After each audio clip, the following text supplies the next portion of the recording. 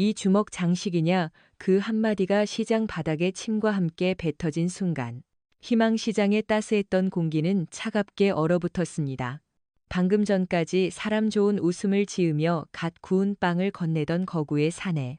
마동석의 눈빛이 변한 것은 바로 그 순간이었습니다. 여러분은 지금 어디서 이 영상을 보고 계신가요? 퇴근길 붐비는 지하철 안에서 혹은 편안한 집 소파 위에서 보고 계실 겁니다. 어디에 계시든 지금부터 펼쳐질 이야기는 여러분의 심장을 10초 만에 솟게 할지도 모릅니다. 지금부터 흥미진진한 이야기 시작하겠습니다. 서울의 한쪽 귀퉁이에 자리 잡은 희망시장. 이름처럼 이곳은 매일 희망을 파는 상인들의 땀과 웃음으로 가득한 곳이었습니다. 아침이면 펄떡이는 생선 비늘 위로 햇살이 부서지고 점심이면 구수한 국밥 냄새가 골목을 가득 채웠죠. 시장 사람들은 모두가 한 가족 같았습니다. 그리고 그 중심에는 70평생을 시장 골목에서 뜨끈한 국밥 한 그릇으로 사람들의 언 마음을 녹여주던 박순자 할머니가 있었습니다. 할머니의 작은 국밥집은 시장의 사랑방이었고 고단한 상인들의 안식처였어요. 그리고 그 국밥집 바로 맞은편에는 시장의 풍경과는 조금 어울리지 않는 가게가 하나 있었죠. 동석이네 달콤빵집. 가게 이름처럼 주인장은 우락부락한 덩치와는 전혀 어울리지 않게 달콤한 빵을 굽는 사내. 마동석이었습니다. 180cm가 훌쩍 넘는 키에 터질 듯한 팔뚝 근육. 얼핏 보면 전문 운동선수나 경호원 같았지만 그는 그저 매일 아침 밀가루 반죽을 주무르는 순박한 빵집 주인이었죠. 그는 항상 사람 좋은 미소를 띠고 있었고 특히 순자 할머니에게는 친아들처럼 살갑게 굴었습니다. 할머니, 오늘 구운 단팥빵인데 식기 전에 드셔보세요. 그의 두꺼운 손으로 건네는 빵은 유난히 따뜻했습니다. 그날도 시장은 평화로웠습니다. 상인들의 활기찬 목소리와 아이들의 웃음소리가 어우러져 희망시장을 채우고 있었죠. 마동석은 앞치마에 묻은 밀가루를 털며 순자 할머니의 국밥집으로 향했습니다. 할머니, 저 국밥 한 그릇만요. 그가 자리에 앉자 할머니는 주름진 얼굴 가득 미소를 지으며 뜨끈한 뚝배기를 내왔습니다. 아이고, 우리 동석이 왔어. 많이 먹고 힘내야지. 마동석이 숟가락을 들려던 바로 그 순간이었습니다. 끼 귀를 찢는 급정거 소리와 함께 검은색 세단 한 대가 시장 입구를 막아섰습니다. 시장의 모든 소음이 거짓말처럼 빌었어요. 차 문이 거칠게 열리고 검은 양복을 입은 사내 넷이 내렸습니다. 그들의 걸음걸이에는 시장 사람들에게는 없는 오만함과 폭력성이 묻어났죠. 맨 앞에 선 사내는 유난히 덩치가 컸고 짧게 깎은 머리에 험악한 인상을 하고 있었습니다. 그의 별명은 들소 박태수. 최근 이 일대 상권을 장악하기 시작한 신흥 조직 독사파의 행동대장이었죠. 어이, 영감탱이들. 오늘 장사 잘 돼. 박태수가 시장을 한 바퀴 훑어보며 비웃었습니다. 상인들은 모두 고개를 숙이고 시선을 피했어요. 그의 목표는 명확했습니다. 바로 시장에서 가장 약한 존재. 순자 할머니의 국밥집이었죠. 성큼성큼 다가온 박태수가 할머니의 국밥 갑 한 대를 발로 툭 쳤습니다. 덜컹. 소리와 함께 끓고 있던 국물이 살짝 넘쳤어요. 할멈, 지난주에 내가 뭐라 그랬지? 이 자리에서 장사하려면 우리 형님한테 인사부터 드려야 한다고 안 했어? 할머니는 떨리는 손으로 앞치마를 붙잡았습니다. 그게 하루 벌어 하루 먹고 사는 늙은이한테 무슨 돈이 있다고. 돈이 없어. 박태수의 부하 하나가 비웃으며 깍두기 그릇을 집어 바닥에 내동댕이 쳤습니다. 와장창 붉은 국물이 사방으로 튀었어요. 하루에 국밥을 몇 그릇을 파는데 돈이 없다는 게 말이 돼. 이 늙은이가 우리를 아주 우습게 보네.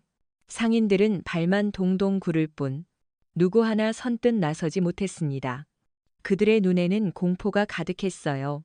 저들은 법보다 주먹이 가깝다는 것을, 한번 밉보이면 장사를 망치는 것은 물론이고 무슨 짓을 당할지 모른다는 것을 너무나 잘 알고 있었기 때문이죠.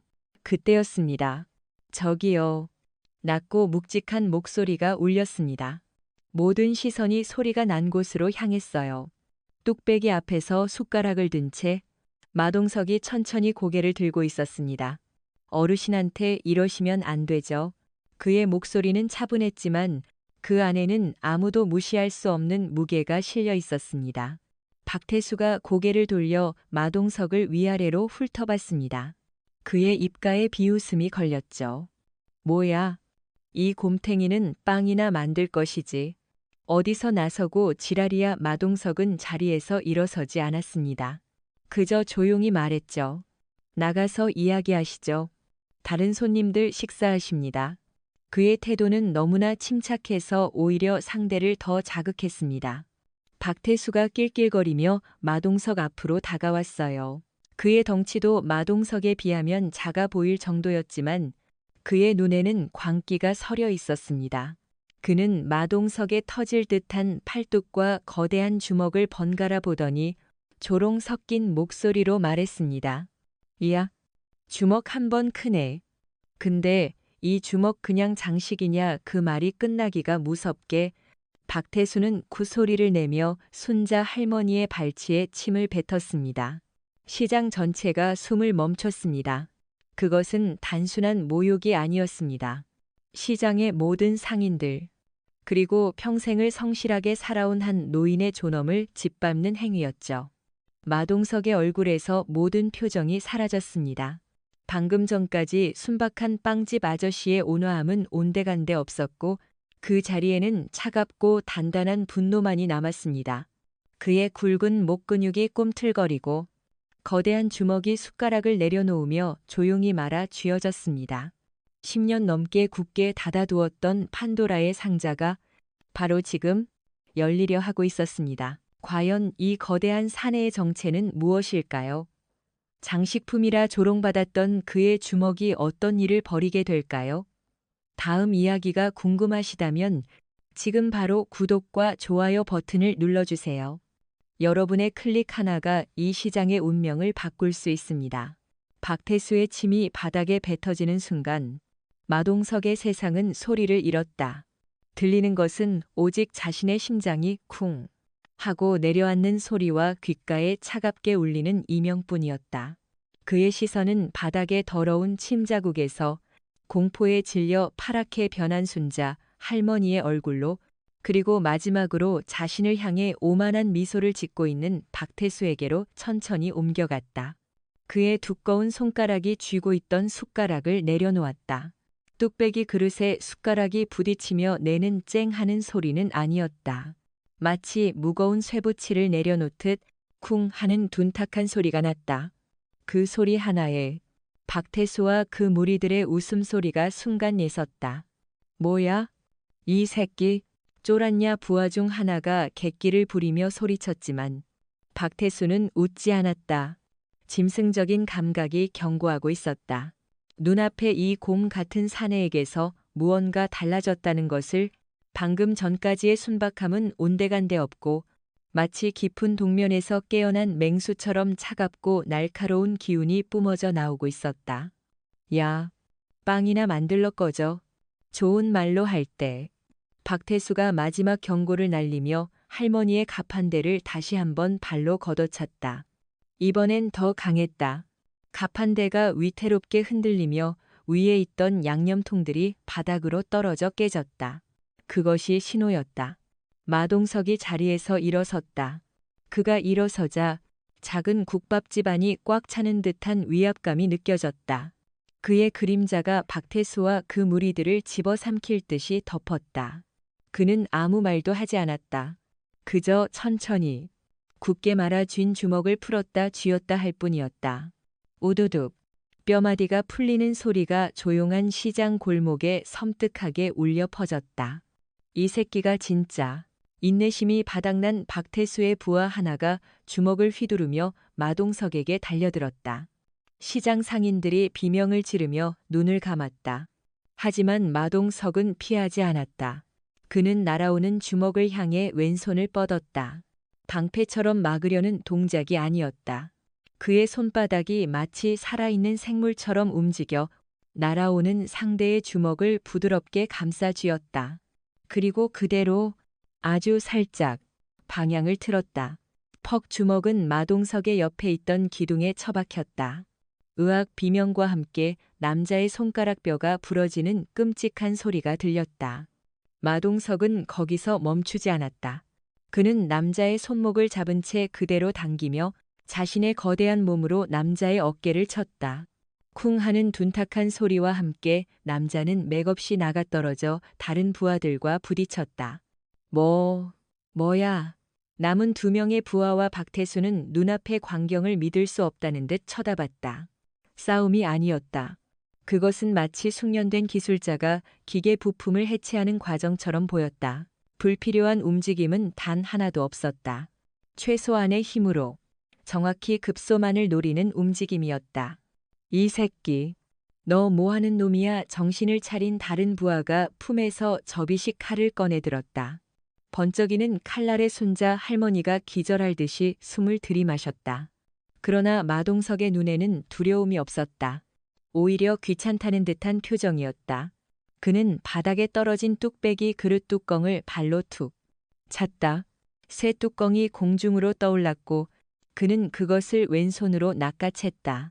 그리고 칼을 들고 달려드는 남자를 향해 프리스비처럼 날렸다.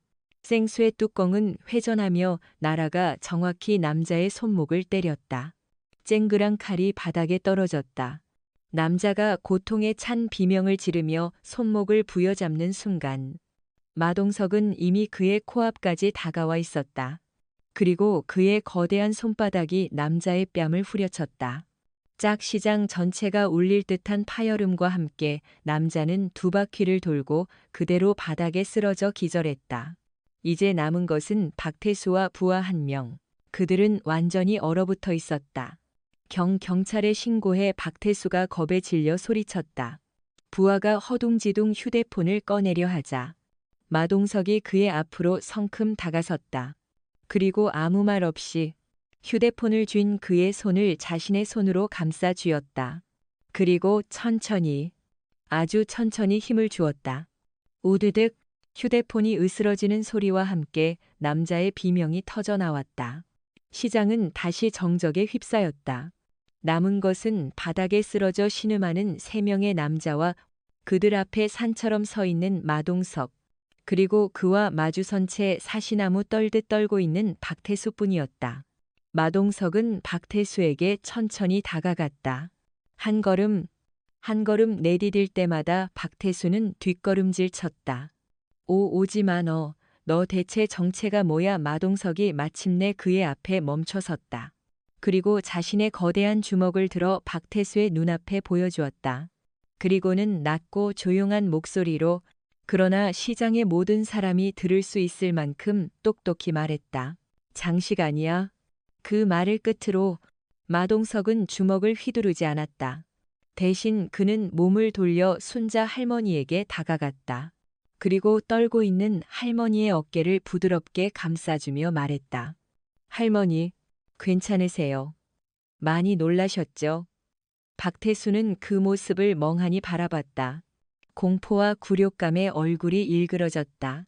그는 바닥에 떨어진 부하들을 일으켜 세우며 증오에 가득 찬 목소리로 외쳤다.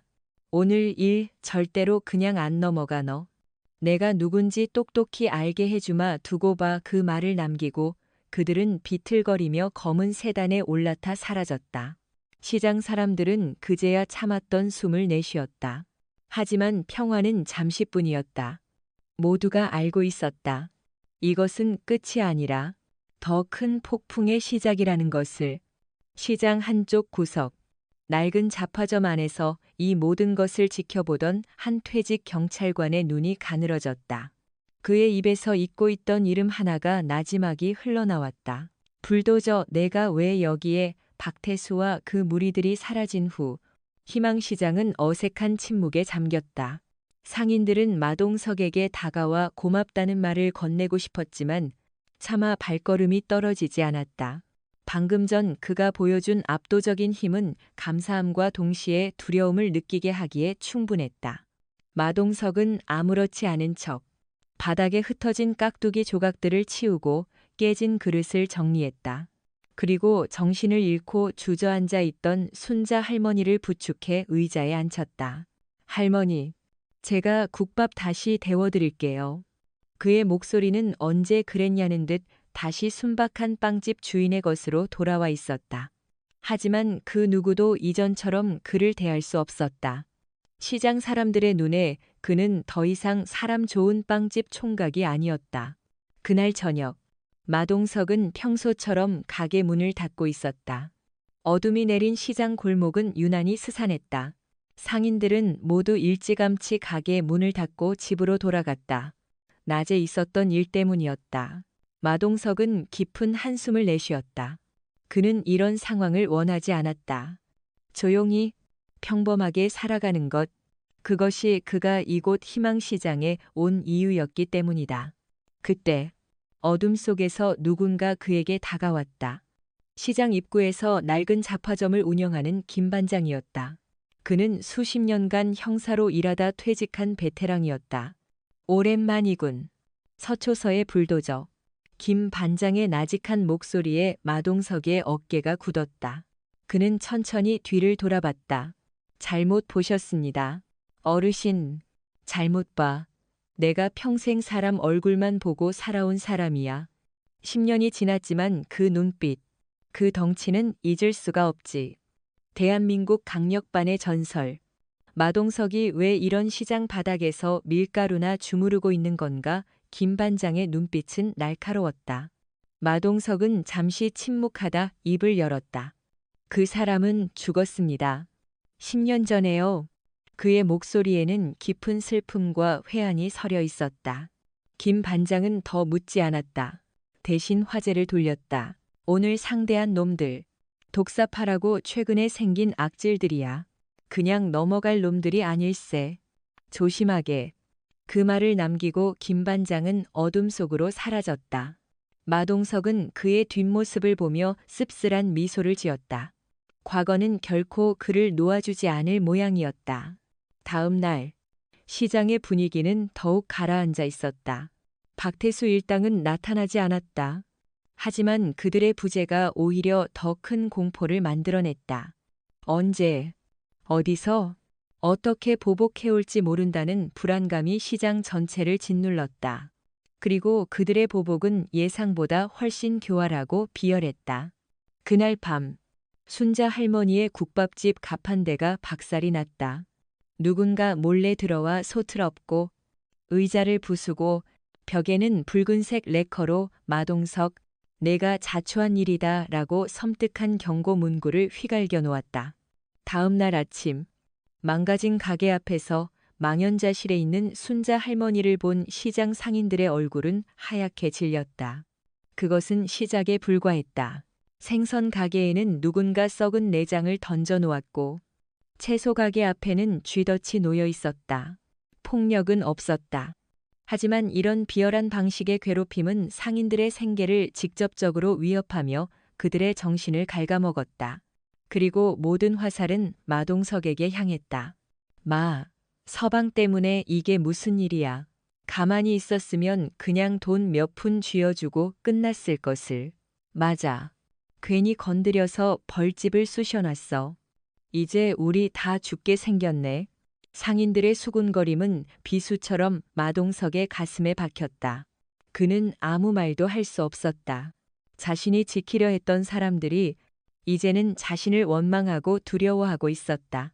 마동석은 박살난 순자 할머니의 가게를 말차 복구했다. 부서진 의자를 고치고 솥을 닦고 벽에 낙서를 지웠다. 순자 할머니는 그의 등 뒤에서 눈물만 흘릴 뿐이었다. 동석아, 이제 그만해라. 너 때문에 내가, 할미가, 할머니는 차마 말을 잇지 못했다. 마동석은 묵묵히 일만 했다. 그의 등은 산처럼 넓었지만 그 순간만큼은 세상에서 가장 외로워 보였다. 그날 밤, 마동석은 가게 불을 끈 채 홀로 앉아 있었다. 그의 손에는 낡은 사진 한 장이 들려 있었다. 환하게 웃고 있는 젊은 여자의 사진이었다. 그의 약혼녀였다. 10년 전 그는 대한민국 최고의 강력계 형사였다. 범죄자들에게는 공포의 대상이었고 불도저라는 별명으로 불렸다. 그는 자신의 힘과 주먹을 믿었다. 그것으로 정의를 실현할 수 있다고 생각했다. 하지만 그 믿음은 한순간에 산산조각 났다. 그가 쫓던 범죄 조직이 그의 약혼녀를 납치했다. 그는 혼자서 그녀를 구하러 갔다.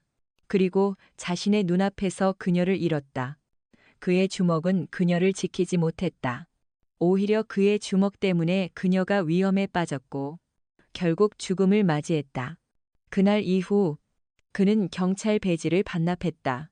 그리고 다시는 주먹을 쓰지 않겠다고, 그 누구의 인생에도 관여하지 않겠다고 맹세했다. 그는 불도저 마동석을 죽이고 평범한 빵집 주인으로 살아가기로 결심했던 것이다. 똑똑. 누군가 가게 문을 두드렸다. 김 반장이었다. 그는 소주 한 병을 들고 안으로 들어왔다. 독사파 두목. 최혁진이라는 놈이야. 별명은 독사. 아주 교활하고 잔인한 놈이지. 아마 자네가 어떤 사람인지 알아보고 일부러 이런 식으로 압박하는 걸 걸세. 자네가 다시 주먹을 쓰게 만들어서 그걸 빌미로 자네를 매장시키려 하거나 아니면 자네가 지쳐서 떠나게 만들려는 속셈이야. 김 반장은 마동석의 옆에 앉아 술잔을 채웠다. 어떻게 할 건가? 계속 이렇게 당하고만 있을 건가? 자네가 지키려던 시장이 자네 때문에 망가지고 있는데 마동석은 대답 없이 술잔을 비웠다. 그의 눈은 깊은 고뇌와 슬픔으로 가득 차 있었다. 과연 그는 과거의 트라우마를 극복하고 다시 일어설 수 있을까? 아니면 이대로 모든 것을 포기하고 떠나게 될까?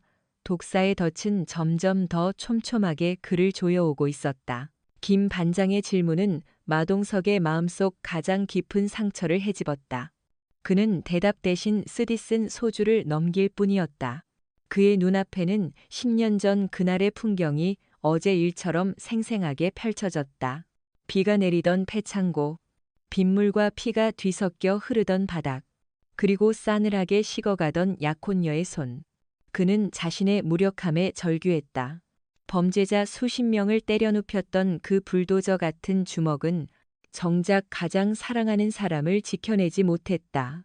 그날 이후 그의 주먹은 그에게 자랑이 아닌 저주가 되었다. 그는 자신의 힘이 누군가를 지키는 것이 아니라 오히려 소중한 사람들을 위험에 빠뜨리는 불행의 씨앗이라고 믿게 되었다. 그래서 그는 도망쳤다. 자신의 과거로부터, 자신의 힘으로부터. 희망시장의 빵집은 그의 도피처이자 스스로에게 내린 형벌이었다. 그만두게. 김 반장이 마동석의 어깨를 툭 쳤다. 자네 탓이 아니었다는 거? 나도 알고 자네도 알지 않나? 그건 사고였어. 사고요? 마동석이 처음으로 입을 열었다. 그의 목소리는 쇳소리처럼 거칠었다. 제가 조금만 더 신중했더라면, 제 주먹을 믿고 혼자 날뛰지만 않았더라면 그녀는 살 수 있었습니다. 제가 죽인 겁니다. 그의 눈은 텅 비어 있었다. 김 반장은 더 이상 그를 위로할 말을 찾지 못했다. 시간이 약이라는 말은 이런 깊은 상처 앞에서는 공허한 메아리에 불과했다. 어떻게 할지는 자네가 결정할 문제야. 하지만 이것만은 기억하게. 자네가 숨는다고 해서 과거가 사라지는 건 아닐세. 그리고 자네가 외면한다고 해서 저 악당들이 저절로 사라지지도 않아. 김 반장은 그 말을 남기고 자리에서 일어났다. 다음 며칠 동안 독사파의 괴롭힘은 더욱 노골적이고 악랄해졌다.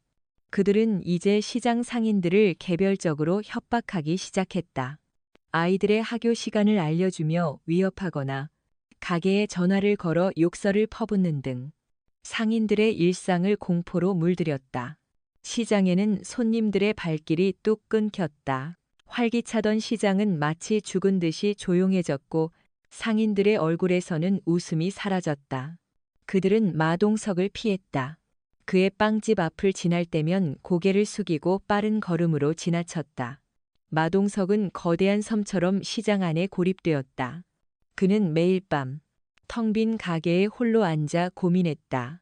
떠나야 할까? 자신이 이곳을 떠나면 모든 것이 예전처럼 돌아갈까? 독사파가 이 시장을 내버려 둘까? 하지만 그는 답을 알고 있었다. 자신이 떠나도 독사파는 시장을 떠나지 않을 것이다. 그들은 더 악랄하게 상인들을 착취하고 괴롭힐 것이다. 순자 할머니는 어떻게 될까? 하루 벌어 하루 사는 다른 상인들은 그의 머릿속은 복잡하게 얽혀갔다. 그러던 어느 날 마동석은 결심한 듯 빵집 문을 닫고 밖으로 나섰다. 그가 향한 곳은 서울 외곽의 한 납골당이었다. 그는 약혼녀의 유골함 앞에 서서 한참 동안 아무 말도 하지 못했다. 그리고는 품에서 낡은 경찰 신분증을 꺼내 유골함 앞에 놓았다. 미안해. 정말 미안해. 지수야. 나 어떻게 해야 할지 모르겠어. 당신을 지키지 못했던 이 주먹으로 다른 사람들을 지킬 자격이 내게 있을까? 또다시 누군가를 불행하게 만들면 어떡하지? 나는 그냥 도망치고 싶어. 그의 어깨가 가늘게 떨렸다. 거대한 덩치와는 어울리지 않게 그는 길 잃은 아이처럼 한없이 약해 보였다. 그가 납골당을 나와 무거운 발걸음을 옮기고 있을 때였다. 그의 휴대폰이 울렸다. 순자 할머니였다. 그런데 전화를 건 사람은 할머니가 아니었다.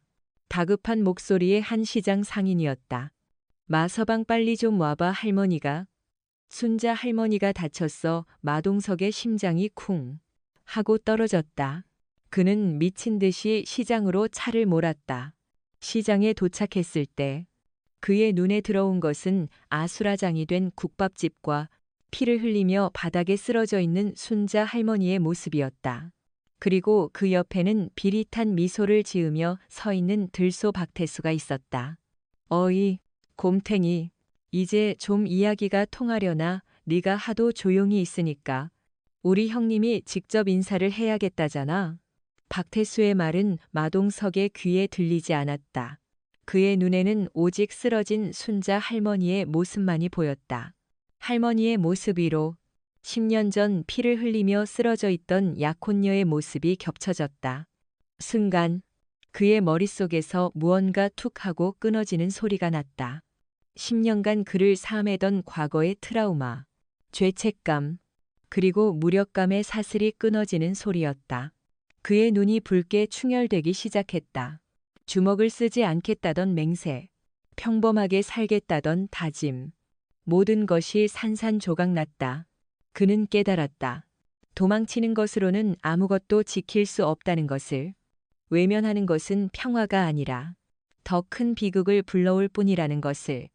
그의 입에서 짐승의 울음 같은 낮은 신음이 터져 나왔다.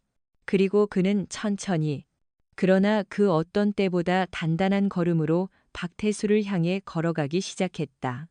시장의 공기가 얼어붙었다. 진짜 불도저가 10년의 긴 잠에서 깨어나는 순간이었다. 과연 분노로 깨어난 그의 주먹은 어떤 결과를 불러올까? 그것은 희망시장의 구원을 가져다 줄까?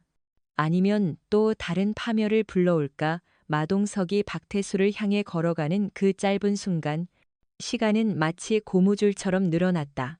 주변의 모든 소음이 사라지고 그의 귀에는 오직 자신의 거친 숨소리와 심장이 터질 듯이 울리는 소리만이 들렸다. 그의 시야는 좁아졌다. 오직 피를 흘리는 순자 할머니와 그 앞에서 오만한 미소를 짓고 있는 박태수. 단 두 사람만이 존재했다. 그의 온몸의 근육이 전투를 위해 수축하고 피는 용암처럼 뜨겁게 끓어올랐다. 10년간 억눌러왔던 본능, 범죄자를 응징하고 약자를 보호하던 강력계 형사의 본능이 깨어나고 있었다. 어쭈 이제야 눈깔에 힘이 좀 들어가네. 박태수는 여전히 상황 파악을 하지 못했다. 그는 마동석이 그저 분노한 빵집 주인이라고 생각했다. 그는 부하들에게 눈짓하며 마동석을 둘러쌌다. 오늘은 저번처럼 쉽게 안 끝나. 이 곰탱아. 우리 형님이 버릇을 단단히 고쳐주라고 하셨거든. 부하들이 강목과 쇠파이프를 꺼내 들었다. 시장 상인들은 공포에 질려 뒷걸음질 쳤다. 몇몇은 급히 경찰에 신고하기 위해 휴대폰을 찾았지만 손이 떨려 번호를 누르기조차 힘들었다. 마동석은 멈춰 섰다. 그리고는 상상도 못할 행동을 했다. 그는 무릎을 꿇었다. 시장의 모든 사람들이 충격에 빠졌다. 박태수조차 당황해서 말을 잇지 못했다.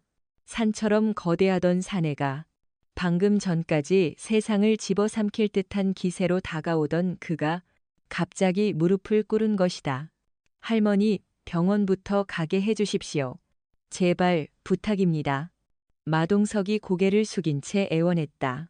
그의 목소리는 물에 젖은 솜처럼 무겁게 가라앉아 있었다. 그는 싸우지 않았다. 오히려 자신의 모든 자존심을 버리고 애원했다. 박태수는 잠시 어리둥절했지만 이내 상황을 즐기기로 했다. 그는 비열한 미소를 지으며 마동석의 머리를 발로 툭 찼다. 부탁하하, 이제야 말이 좀 통하네.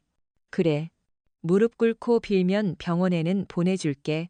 대신 조건이 있어. 마동석은 아무 말 없이 다음 말을 기다렸다. 내 빵집, 그리고 이 시장 전체 상권 깨끗하게 포기하고 꺼져. 그럼 이 할망구 목숨은 살려주지. 그것은 협박이자 최후 통첩이었다. 마동석의 어깨가 부르르 떨렸다. 그는 주먹을 꽉 쥐었다. 손톱이 손바닥을 파고들어 피가 배어 나올 정도였다. 그때였다. 그만해라.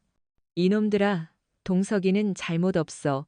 순자 할머니가 희미한 목소리로 말했다. 할머니는 정신을 잃지 않고 있었다. 그녀는 마동석이 자신 때문에 무릎 꿇는 것을 보고 싶지 않았다. 할머니, 마동석의 목소리가 갈라졌다. 일어나. 동석아, 할미는 괜찮아. 저런 놈들한테 무릎 꿇는 거 아니야. 할머니의 말은 마동석의 마지막 남은 이성의 끈을 끊어버렸다. 시끄러워. 이 할망구가. 박태수가 짜증을 내며 할머니를 다시 걷어차려 발을 들어 올리는 순간 번쩍 마동석의 몸이 튀어올랐다. 무릎 꿇은 자세에서 용수철처럼 튀어오르는 그 움직임은 인간의 것이라고 믿기 힘들었다. 그는 박태수가 발을 내리기 전에 그의 발목을 낚아챘다. 그리고 그대로 들어 올려 공중에서 한 바퀴 돌렸다. 쿵 2미터에 가까운 거구가 바닥에 머리부터 내다 꽂혔다. 박태수는 비명조차 지르지 못하고 그대로 기절했다. 상황은 순식간에 역전되었다. 부하들이 당황해서 강목을 휘두르며 달려들었다. 마동석은 더 이상 피하거나 막지 않았다. 그는 포효하며 그들에게 돌진했다. 그는 한 마리의 성난 불도저였다. 쇠 파이프가 그의 팔뚝을 내리쳤지만 그는 아픈 기색조차 보이지 않았다. 오히려 그는 쇠 파이프를 맨손으로 잡아 구부려 버렸다. 그리고 그것을 휘두른 남자의 얼굴을 주먹으로 가격했다. 퍽 끔찍한 파열음과 함께 남자는 뒤로 날아가 다른 부하들과 엉켜 쓰러졌다. 남은 부하들은 공포에 질려 도망치려 했다. 하지만 마동석은 그들을 놓아주지 않았다. 그는 한 명의 멱살을 잡아 그대로 들어 올려 옆 가게의 유리창으로 던져버렸다. 와장창 유리 파편이 비처럼 쏟아졌다. 또 다른 한 명은 다리를 붙잡혀 공중에 거꾸로 매달렸다가 바닥에 내동댕 잊혀졌다. 그것은 싸움이 아니었다. 일방적인 파괴였다. 이성을 잃은 맹수의 사냥이었다. 시장은 순식간에 아수라장으로 변했다. 몇 분 후 시장 바닥에는 박태수를 포함한 독사파 조직원 10여 명이 피를 흘리며 쓰러져 있었다. 누구 하나 제대로 몸을 가누는 이가 없었다. 그리고 그 중심에는 거친 숨을 몰아쉬며 서 있는 마동석이 있었다. 그의 옷은 찢어지고 얼굴에는 상처가 났지만 그의 눈은 여전히 분노로 이글거리고 있었다. 그는 쓰러진 자들을 확인 사살하려는 듯 다가갔다. 그때 김 반장이 그의 앞을 막아섰다. 그만하게, 여기서 더 가면 자네는 살인자가 되는 거야. 저놈들과 똑같은 놈이 되는 거라고. 김 반장의 외침에 마동석이 잠시 멈칫했다. 그의 눈에 잠시 이성이 돌아오는 듯했다. 누가 앰뷸런스 좀 불러줘요. 누군가의 외침에 시장 사람들은 정신을 차리고 허둥지둥 움직이기 시작했다. 마동석은 그제야 정신을 차리고 순자 할머니에게 달려갔다. 그는 할머니를 조심스럽게 안아들었다. 할머니 정신 좀 차려보세요. 할머니 그의 목소리는 절규에 가까웠다. 잠시 후 앰뷸런스와 경찰차가 요란한 사이렌 소리를 내며 시장으로 들어왔다. 모든 것이 혼란스러웠다. 마동석은 앰뷸런스에 할머니를 태우고 자신도 따라 올라탔다. 경찰들이 그를 제지하려 했지만 그의 눈빛을 보고는 차마 막지 못했다. 앰뷸런스 문이 닫히고 그는 엉망이 된 시장을 뒤로 한 채 병원으로 향했다. 그의 마음속에는 오직 한 가지 생각뿐이었다. 제발, 제발 무사하셔야 합니다. 할머니, 그의 복수는 아직 끝나지 않았다. 이것은 단지 시작일 뿐, 진짜 목표는 이 모든 것을 지시한 독사 최혁진이었다. 이제 그는 더 이상 도망치지 않을 것이다. 응급실 복도는 소독약 냄새와 팽팽한 긴장감으로 가득했다. 마동석은 수술실 문이 닫히는 것을 멍하니 바라보며 복도 의자에 주저앉았다. 그의 손과 옷에는 순자 할머니의 피가 묻어 있었다. 그는 자신의 손을 내려다 보았다. 한때 저주의 상징이었고 다시는 쓰지 않으리라 맹세했던 바로 그 주먹이었다. 하지만 오늘 그는 그 맹세를 깼다. 그리고 후회하지 않았다. 오히려 더 일찍 깨지 못한 것을 후회했다. 그의 침묵이, 그의 도피가 결국 이런 비극을 낳았다고 자책했다. 얼마 후 김 반장이 병원으로 달려왔다. 그는 마동석의 옆에 앉아 따뜻한 캔커피를 건넸다. 마시게. 속 좀 진정시켜. 마동석은 말없이 커피를 받아들었다. 할머니는 어떻게 되셨나? 뇌진탕에 갈비뼈 2대가 부러졌답니다. 다행히 생명에는 지장이 없다고 합니다. 마동석은 그제야 안도의 한숨을 내쉬었다. 하지만 그의 눈의 분노는 사라지지 않았다.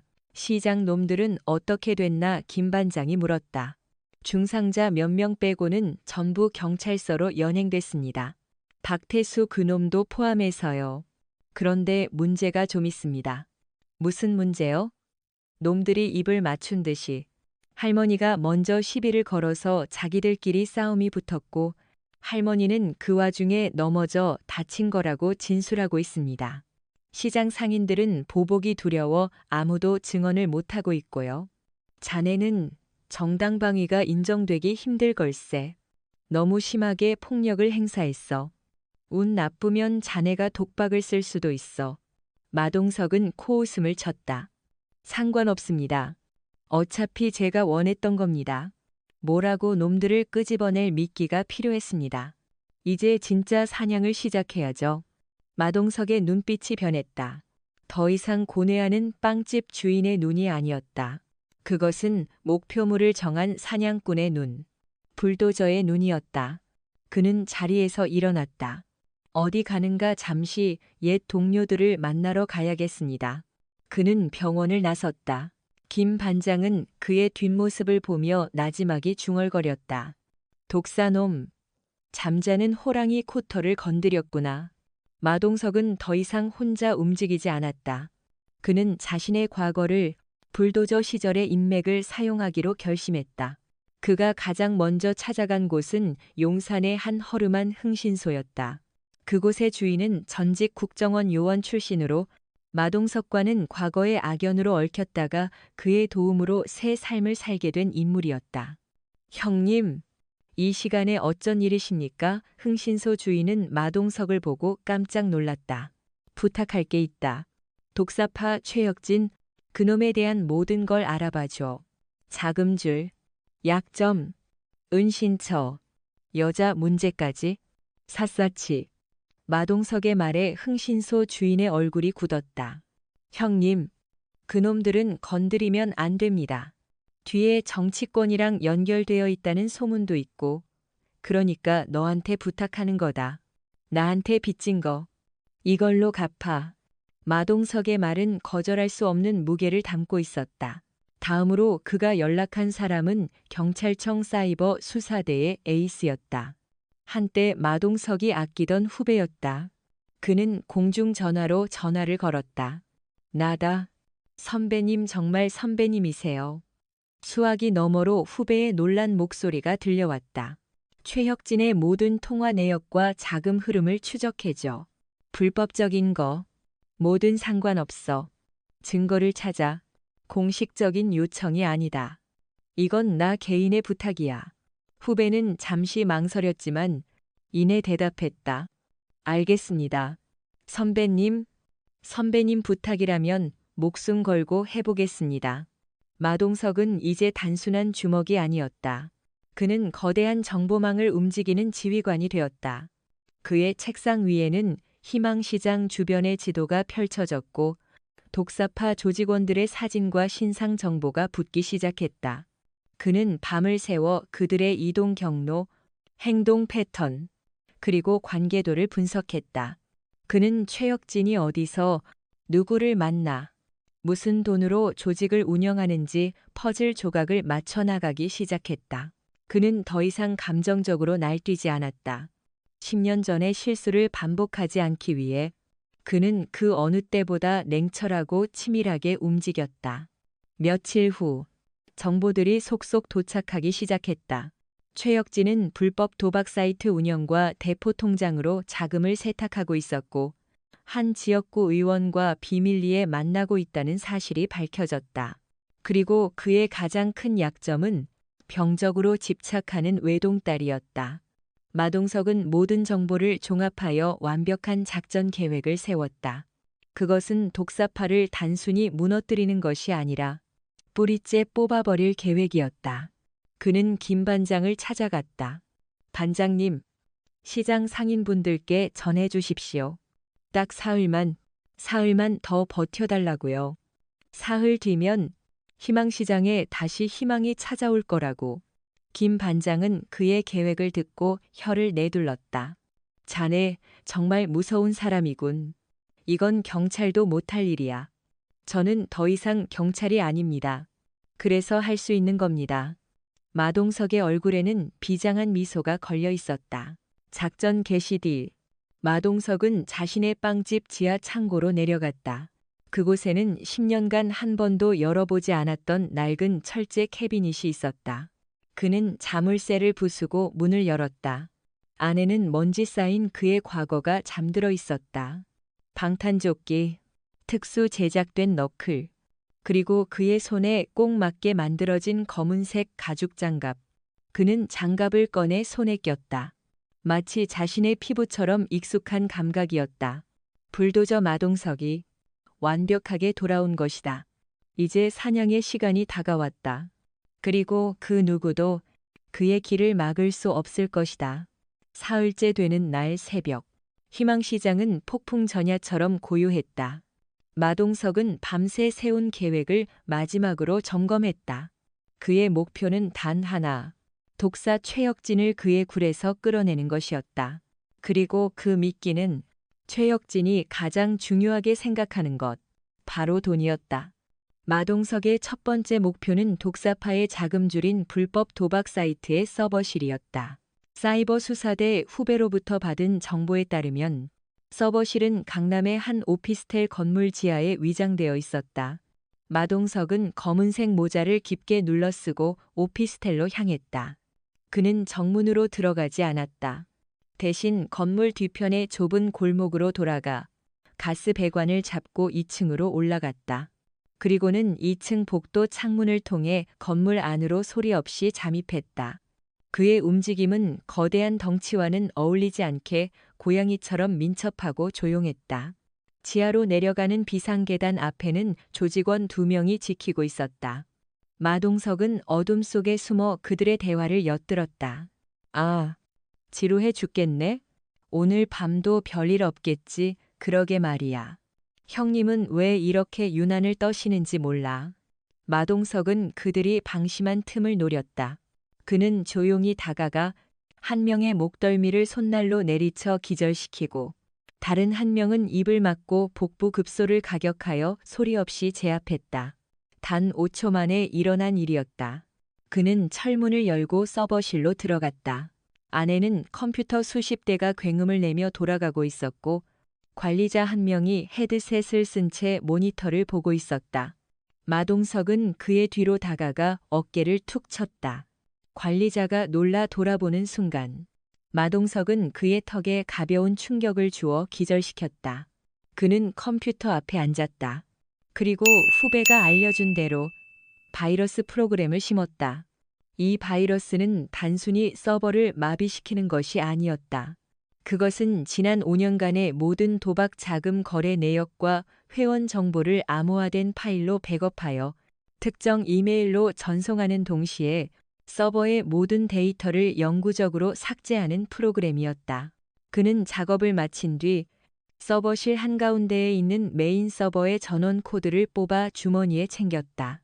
그리고는 유유히 그곳을 빠져나왔다. 몇 시간 후 독사파의 사무실은 발칵 뒤집혔다. 모 서버가 다운됐다고 당장 복구해 최혁진이 전화기에 대고 고함을 질렀다. 하지만 돌아오는 대답은 절망적이었다. 형님, 복구가 불가능합니다. 데이터가 전부 삭제됐고 백업 파일도 없습니다. 그리고 누군가 메인 서버 전원 코드까지 훔쳐갔습니다. 최혁진의 얼굴이 흉측하게 일그러졌다.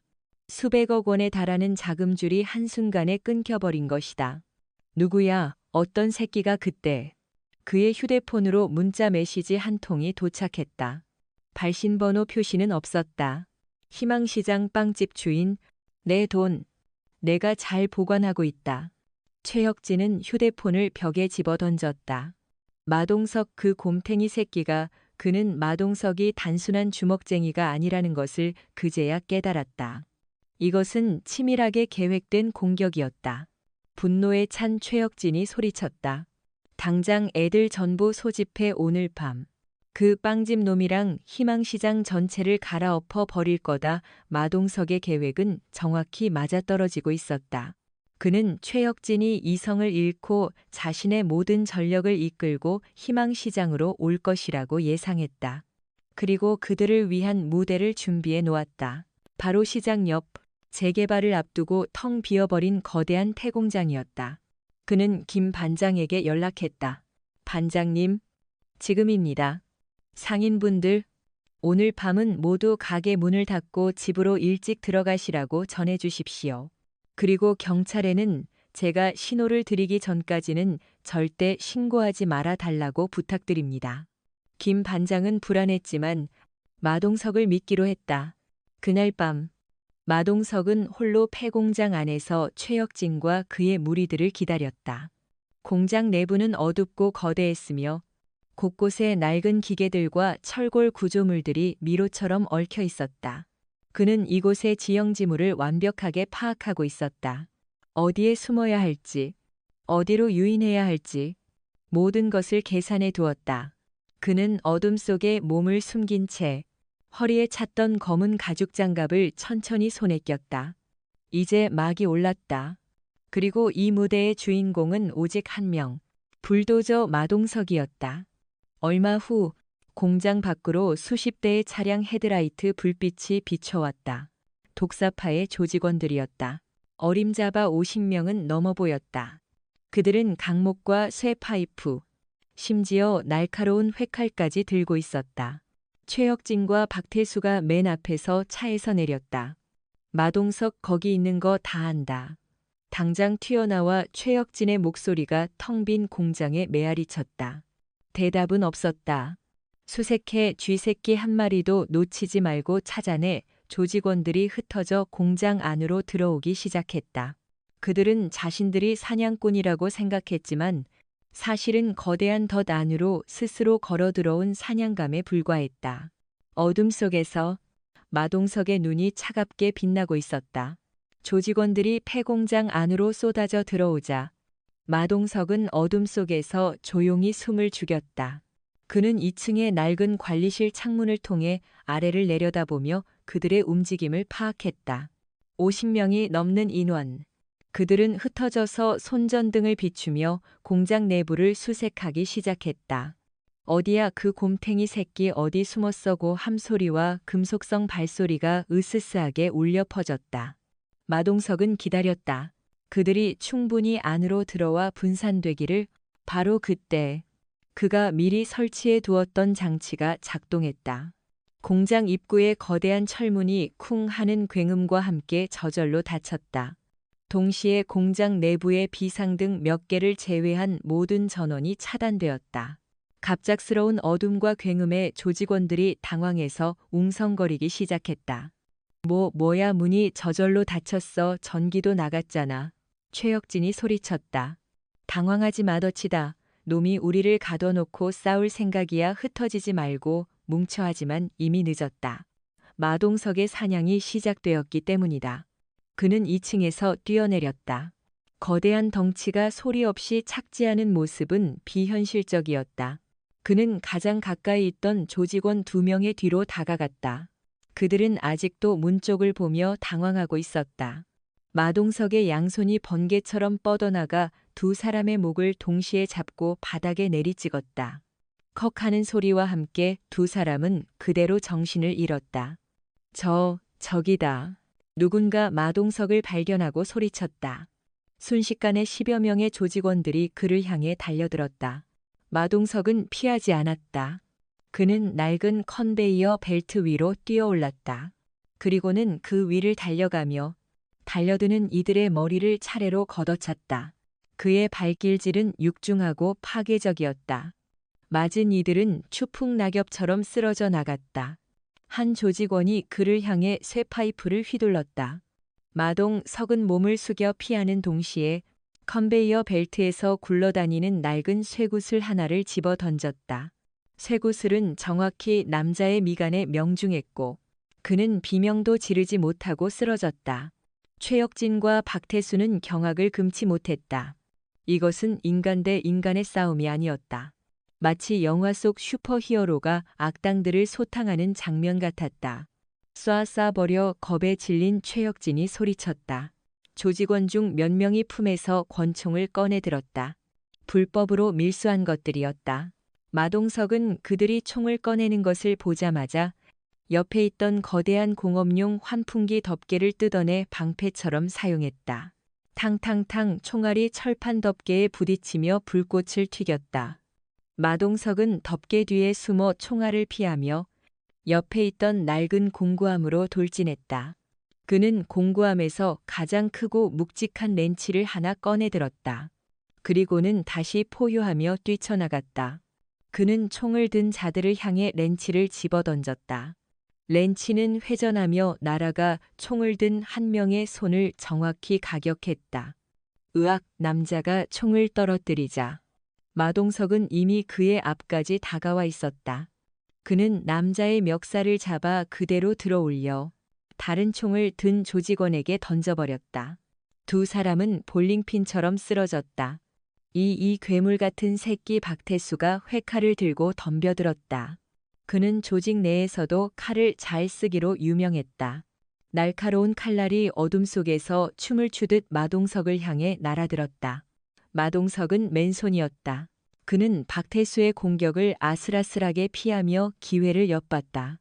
박태수가 그의 심장을 노리고 칼을 찔러 넣는 순간 마동석은 몸을 비틀어 피하는 동시에 박태수의 팔을 잡았다. 그리고는 경찰 시절 배웠던 관절 기술을 사용했다. 그의 팔꿈치와 어깨를 동시에 압박하자 박태수의 팔이 비정상적인 각도로 꺾였다. 또둑! 뼈가 부러지는 소리가 공장 안에 울렸다. 크아악! 박태수가 비명을 지르며 칼을 떨어뜨렸다. 마동석은 그의 복부를 무릎으로 가격하여 완전히 제압했다. 이제 남은 조직원들은 전의를 완전히 상실했다. 그들은 무기를 버리고 도망치기 시작했다. 하지만 굳게 닫힌 철문은 열리지 않았다. 그들은 덫에 갇힌 쥐였다. 마동석은 도망치는 이들을 쫓지 않았다. 그는 천천히 이 모든 것을 지켜보고 있던 최혁진에게로 걸어갔다.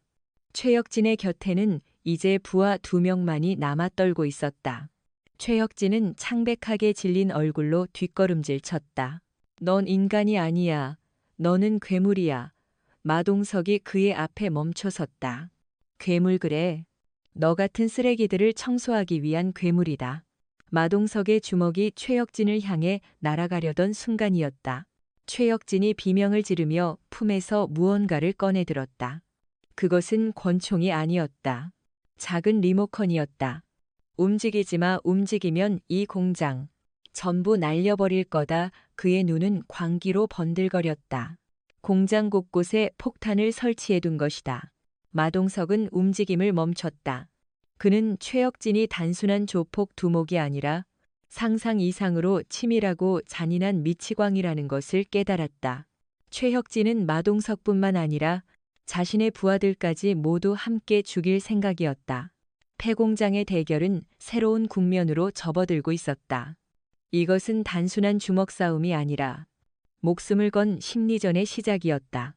최혁진이 폭탄 리모컨을 꺼내든 순간 폐공장의 공기는 다시 한번 얼어붙었다. 바닥에 쓰러져 신음하던 조직원들조차 공포에 질려 그를 쳐다봤다.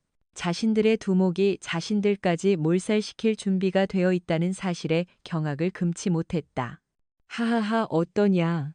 마동석 내놈이 아무리 날고 기어봤자 이 버튼 하나면 전부 끝이야. 최혁진의 웃음소리가 광기 어리게 울려 퍼졌다. 그는 마동석을 이길 수 없다는 것을 깨닫자 모두 함께 죽는 쪽을 택한 것이다. 마동석은 움직이지 않았다.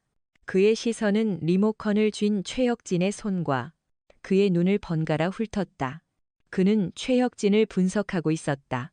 그의 눈빛, 손의 미세한 떨림, 그리고 거친 호흡. 그는 극도로 흥분하고 불안정한 상태였다. 조금의 자극이라도 가하면 정말로 버튼을 누를 수 있었다. 왜 이런 짓까지 하는 거지? 마동석이 낮은 목소리로 물었다. 그것은 분노가 아닌 순수한 의문이었다. 왜냐고. 재미있잖아. 내 놈처럼 정의로운 척하는 위선자들이 내 손안에서 벌벌 떠는 모습을 보는 게 네가 시장을 지키겠다고. 웃기지 마. 결국 너 때문에 여기 있는 모두가 죽게 생긴 거야. 최혁진은 마동석에게 모든 책임을 떠넘기려 했다. 마동석은 그의 말에 동요하지 않았다. 대신 그는 다른 질문을 던졌다. 내 딸도 내가 이런 사람인 걸 알고 있나? 순간 최혁진의 얼굴이 굳었다. 네, 내가 내 딸을 어떻게... 마동석은 천천히 입을 열었다. 최아름, 올해 17살, 유학 준비 중이고 발레를 전공하지. 아버지를 세상에서 가장 존경하고 장래의 희망은 아버지처럼 훌륭한 사업가가 되는 거라고 하더군. 마동석은 흥신소를 통해 알아낸 정보를 읊었다. 그것은 위협이 아니었다. 하지만 최혁진에게는 그 어떤 위협보다 더 큰 충격이었다. 내가 감히 내 딸을... 내가 알아본 게 아니야. 경찰이 알아봤지. 마동석이 거짓말을 했다. 내가 체포되면 내가 운영하던 불법 도박 사이트, 폭력, 협박, 살인 미수 혐의까지 모두 언론에 공개될 거야. 내 딸은 자기 아버지가 어떤 사람이었는지 알게 되겠지. 발레리나의 꿈도 평범한 삶도 모두 끝나게 될 거다. 희대의 범죄자, 독사 최혁진의 딸이라는 꼬리표를 평생 달고 살아야 할 테니까. 마동석의 목소리는 얼음처럼 차가웠다. 그는 최혁진의 가장 약한 부분을, 그의 유일한 순수했던 감정인 부성애를 건드리고 있었다. 최혁진의 손이 부들부들 떨리기 시작했다. 리모컨을 쥔 손에 힘이 풀리는 듯했다. 그의 머릿속은 혼란에 빠졌다. 마동석을 죽이고 자신도 죽으면 딸은 어떻게 되는 거지? 아니, 자신이 체포되어도 딸의 인생은 끝장이다. 이래도 저래도 절망뿐이었다. 마동석은 바로 그 순간을 노렸다. 최혁진의 집중력이 흐트러진 찰나의 순간, 그는 옆에 있던 쇠 파이프를 발로 걷어찼다. 쇠 파이프는 회전하며 날아가 최혁진의 옆에 있던 부하의 다리를 때렸다. 의학 부하가 비명을 지르며 쓰러지자 최혁진의 시선이 그쪽으로 향했다. 단영, 5초의 빈틈. 마동석의 몸이 총알처럼 튀어나갔다. 그는 최혁진의 리모컨을 쥔 손목을 낚아챘다.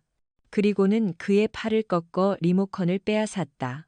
동시에 그의 명치를 가격하여 숨을 막히게 했다. 컥. 최혁진이 무릎을 꿇었다. 모든 것이 눈 깜짝할 사이에 일어났다. 마지막 남은 부하가 덤벼들려 했지만 마동석의 살기 어린 눈빛에 그 자리에 얼어붙었다.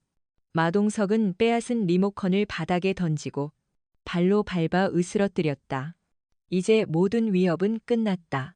그는 최혁진의 멱살을 잡고 일으켜 세웠다.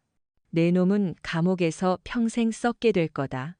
내 딸에게 내가 얼마나 한심한 인간이었는지 증명하면서 그의 눈에는 경멸과 연민이 뒤섞여 있었다. 바로 그때 공장 밖에서 수많은 경찰차의 사이렌 소리가 울려 퍼지기 시작했다. 김 반장이 마동석의 신호를 받고 움직인 것이다. 경찰 특공대까지 동원되었다.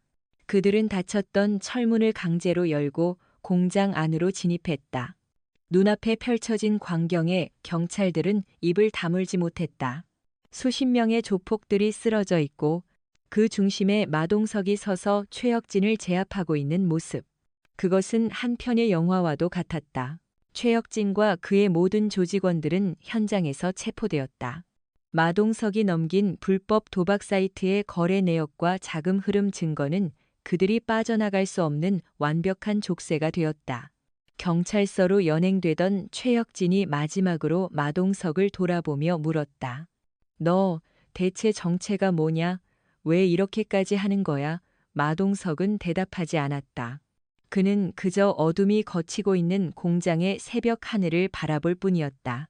그의 길고 길었던 하룻밤이 그리고 10년간의 악몽이 끝나가고 있었다. 그는 이제 돌아가야 했다. 자신을 기다리는 희망시장으로 그리고 그의 새로운 삶으로.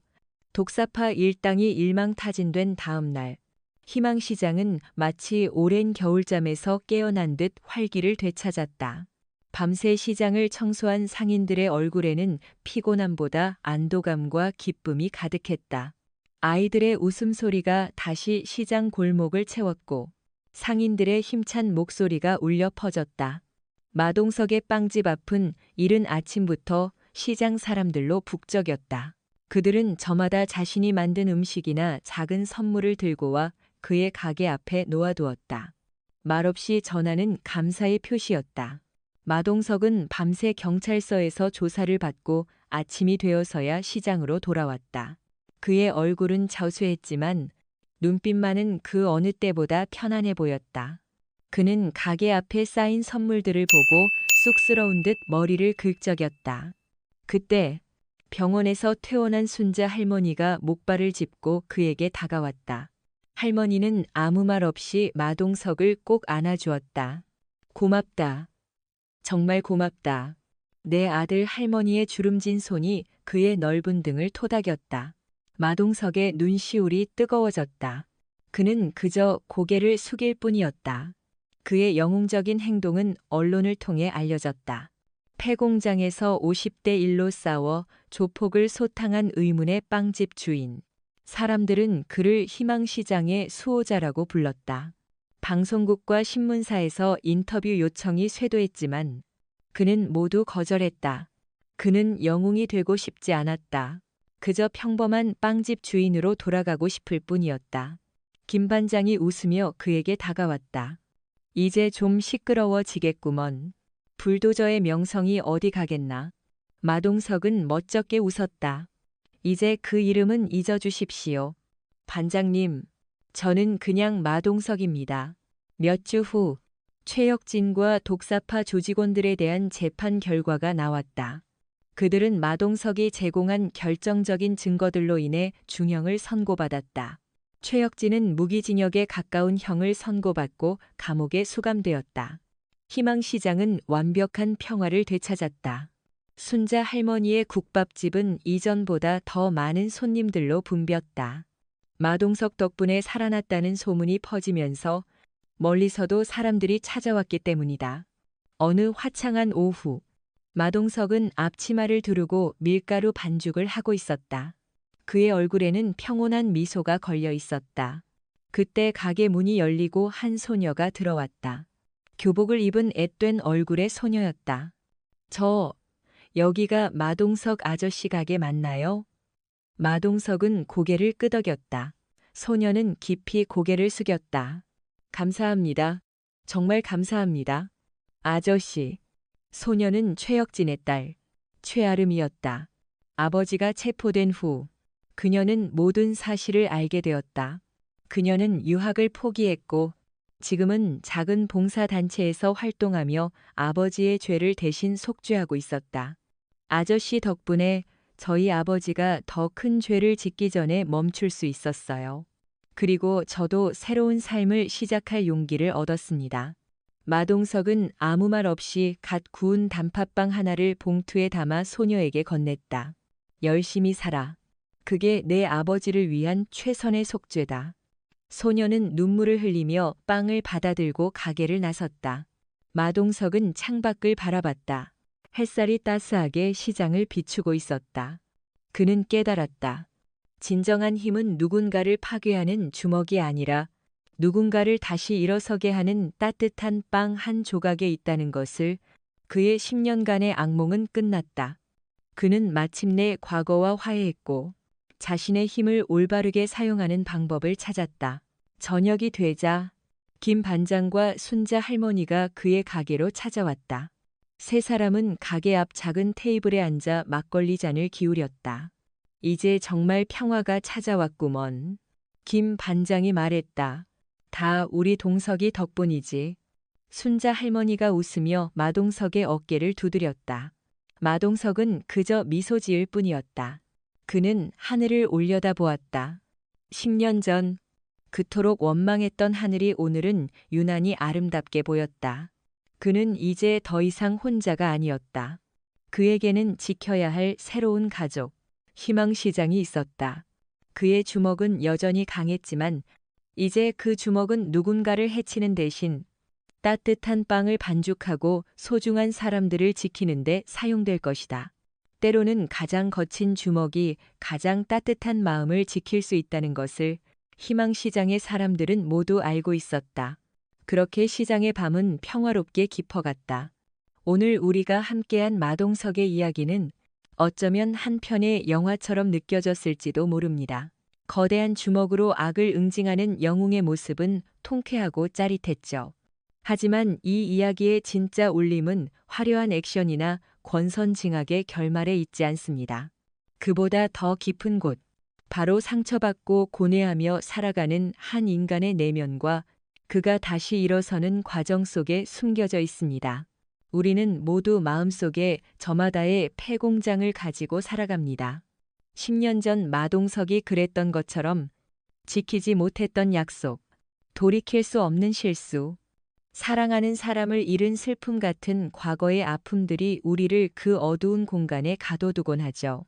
우리는 그 안에서 다시는 상처받지 않기 위해, 또다시 누군가를 불행하게 만들지 않기 위해 스스로의 힘을 봉인하고 평범함이라는 가면 뒤에 숨어버립니다.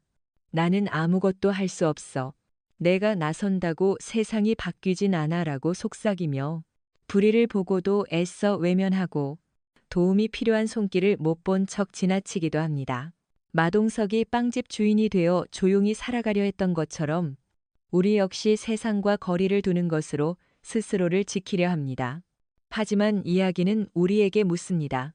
과연 그것이 진정한 평화일까요? 외면하는 것으로 과거의 상처가 정말로 치유될 수 있을까요? 마동석은 순자 할머니가 쓰러지는 모습을 보고 깨달았습니다. 도망치는 것은 아무것도 지켜주지 못한다는 것을, 침묵은 평화가 아니라 악이 더욱 활개치도록 내버려두는 방관일 뿐이라는 것을요. 그의 분노는 단순한 복수심이 아니었습니다. 그것은 더 이상 소중한 것을 잃을 수 없다는 절박함이었고, 자신의 힘을 올바른 곳에 사용해야 한다는 책임감의 발현이었습니다. 우리 안에도 마동석의 불도저 같은 힘이 잠들어 있습니다. 그것은 물리적인 주먹의 힘이 아닐 수도 있습니다. 누군가의 부당함에 그건 옳지 않아요 라고 말할 수 있는 용기. 어려움에 처한 이웃에게 먼저 다가가 손 내밀어주는 따뜻함. 모두가 안 된다고 할 때 그래도 한번 해보자고 외치는 긍정적인 믿음. 이 모든 것이 세상을 바꾸는 위대한 힘입니다. 우리는 종종 자신의 힘을 과소평가합니다. 내 작은 목소리 하나, 내 작은 행동 하나가 무슨 의미가 있겠냐고 생각하죠. 하지만 희망시장의 상인들을 보십시오. 처음에는 모두가 두려움에 떨며 침묵했지만 마동석이라는 작은 불씨가 타오르자 그들도 용기를 내어 증언하고 서로를 돕고 함께 싸웠습니다. 결국 시장을 지켜낸 것은 마동석 한 사람의 주먹이 아니라 그로 인해 깨어난 시장 사람들의 함께라는 연대였습니다. 이 이야기에서 가장 감동적인 장면은 마동석이 최혁진의 딸을 만나는 장면일 것입니다. 그는 자신에게 씻을 수 없는 상처를 준 악당의 딸에게 복수가 아닌 따뜻한 단팥빵을 건넵니다. 그는 악의 고리를 자신의 대에서 끊어낸 것입니다. 복수는 또 다른 복수를 낳을 뿐, 진정한 승리는 용서와 화해를 통해 새로운 시작을 만들어내는 것임을 그는 몸소 보여주었습니다. 최혁진의 딸이 아버지의 죄를 속죄하며 새로운 삶을 살겠다고 다짐하는 모습은 우리에게 진정한 구원이란 무엇인지 생각하게 합니다. 그것은 상대를 파괴하는 것이 아니라 상대방의 삶에 그리고 더 나아가 그 주변의 삶에 긍정적인 변화를 이끌어내는 것입니다. 결국 마동석이 찾은 행복은 거창한 것이 아니었습니다. 영웅이라는 칭호도 사람들의 환호도 아니었죠. 그것은 자신이 지켜낸 평화로운 시장에서 소중한 사람들과 함께 막걸리 한 잔을 나누는 소박한 일상이었습니다. 그는 깨달은 것입니다.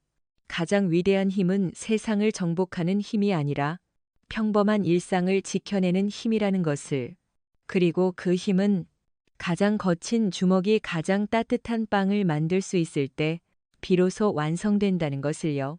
지금 이 순간 당신의 삶 속에도 외면하고 싶은 독사파가 있을 수 있습니다. 당신을 괴롭히는 부당한 현실일 수도 있고 당신을 대자매는 과거의 상처일 수도 있습니다. 하지만 기억하십시오. 당신 안에는 세상을 바꿀 수 있는 거인이 잠들어 있습니다. 오늘 그 거인을 깨워보는 것은 어떨까요? 거창한 시작이 아니어도 좋습니다. 도움이 필요한 동료에게 먼저 말을 건네는 것, 불의에 침묵하지 않고 작은 목소리라도 내는 것, 그 작은 용기 하나가 당신의 희망시장을 지켜내고 당신의 삶을 더욱 의미 있고 따뜻하게 만들어줄 것입니다. 오늘 이야기가 여러분의 마음에 작은 울림을 주었다면 구독과 좋아요 버튼을 눌러 저희 채널에 희망을 더해주세요. 여러분의 따뜻한 응원은 저희가 더 좋은 이야기를 만드는데 가장 큰 힘이 됩니다. 알림 설정을 하시면 다음 주에도 어김없이 여러분의 마음을 움직일 새로운 이야기와 함께 찾아뵙겠습니다. 본 영상에 등장하는 모든 인물, 단체, 사건은 교육적 및 오락적 목적을 위해 창작된 허구의 이야기이며 특정 실제 인물이나 사건과는 아무런 관련이 없음을 밝힙니다. 본 콘텐츠는 시청자들에게 긍정적인 가치와 삶의 교훈을 전달하고자 제작되었으며 영상 내용의 모방으로 인해 발생하는 어떠한 문제에 대해서도 본 채널은 법적 책임을 지지 않습니다. 모든 시청자께서는 콘텐츠를 현명하게 수용해 주시길 바랍니다.